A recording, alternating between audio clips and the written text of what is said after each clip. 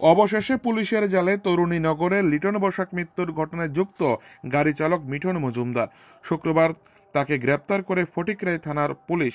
উল্লেখ্য, গত 4 ফেব্রুয়ারি ঊনকোটি জেলার ফটিকরাই থানাধীন তরুণীনগর এলাকায় টিআর 02M1531 নম্বরের একটি বোলেরো গাড়ির ধাক্কায় বাড়ি ফেরার পথে মৃত্যু হয়েছিল তরুণীনগর এলাকার ফুচকা বিক্রেতা লিটন বসাকের। পরবর্তীতে ঘটনা নিয়ে ফটিকরাই থানায় অভিযোগ দায়ের করেন মৃতের পরিবারের লোকজন। অভিযোগ পেয়ে মাঠে নামে ফটিকরাই থানার পুলিশ। অবশেষে শুক্রবার 7 সকালে পুলিশের জালে উঠে অভিযুক্ত ধৃতকে গ্রেপ্তার করে আদালতে পাঠায় পুলিশ। ফটিকরাই থানার ওসি পার্থনাথ ভৌমিক জানান, ঘাতক গাড়িটিকেই নিজেদের হেফাজতে নিয়েছে পুলিশ। এই বিষয়ে তদন্ত শুরু করা হয়েছে বলে জানান ওসি। লিটন বসাকের মৃত্যুর ঘটনায় গভীর চক্রান্ত থাকতে পারে বলে এলাকায় গুঞ্জন। তার মৃত্যুতে এলাকায় নেমেছে শোকের ছায়া। ফটিকরাই থেকে নিজস্ব প্রতিনিধি রিপোর্ট, টিভি 100 বাংলা।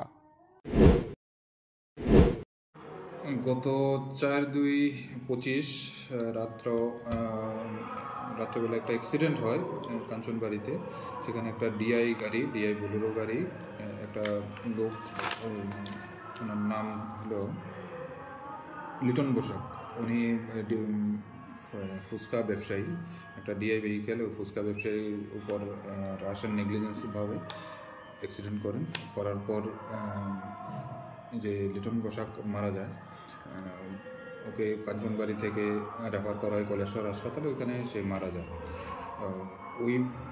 ওই ইনসিডেন্টে একটা কেস রেজিস্টার হয় ফটিকরাই থানাতে, কেস নাম্বার 5।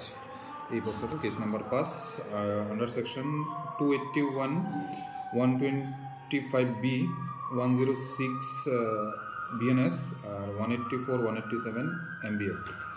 ওই কেস পারপাসে যে গাড়ির ড্রাইভার ছিলেন, ড্রাইভারের নাম হলো মিঠুন মজুমদার, ওকে আজকে সকালে আমরা গ্রেপ্তার করি এবং কোর্টে ফরওয়ার্ড করি।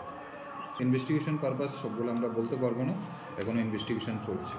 এখনও আজকে আমরা যেই অ্যাকিউজড ড্রাইভার ছিলেন ওকে আজকে অ্যারেস্ট করেছি।